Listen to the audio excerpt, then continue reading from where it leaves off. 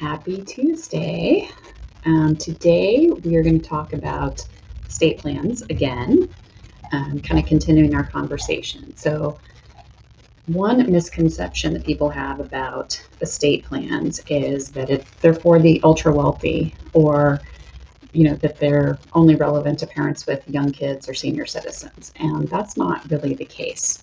So in reality, an estate plan covers a variety of different scenarios. It can help you if you get in a car accident and need medical care while unconscious, or keep your finances private if that same car accident kills you.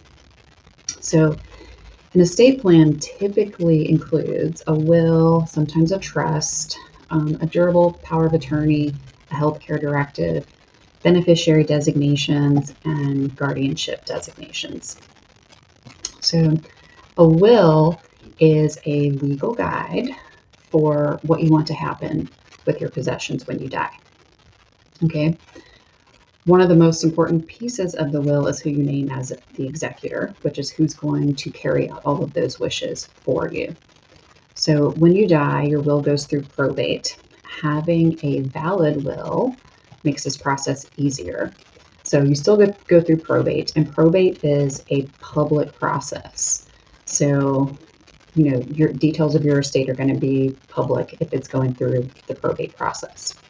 If you have a trust, that doesn't go through the probate process. So that's one way to keep things private, and it goes directly to your beneficiaries. Also, life insurance and retirement accounts have named beneficiaries and also don't go through probate.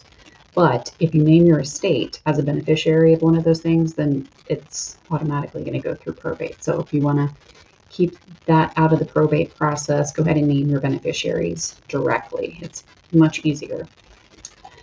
A power of attorney gives someone the right to act on your behalf when it comes to financial matters. So let's say, you got hit by a car, you are unconscious, you're in the hospital. Your power of attorney can make sure that the mortgage gets paid while, you're incapacitated.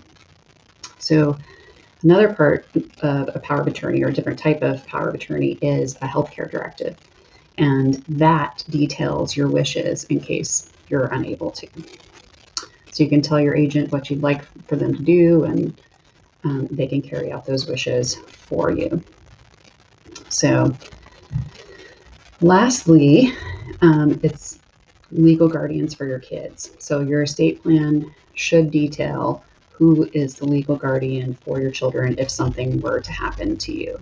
So you're not legally required to notify this person, but it's a good idea to have that conversation ahead of time, just to get on the same page. So for most people, estate planning isn't fun. It requires you to think about in great detail worst case scenarios that you don't want to.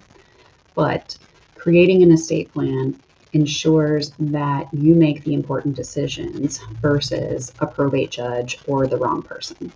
So for more details, head over to my website, financialjourneyllc.com. Check out the blog and leave us a comment if you have any questions. Thanks for tuning in. See you next Tuesday.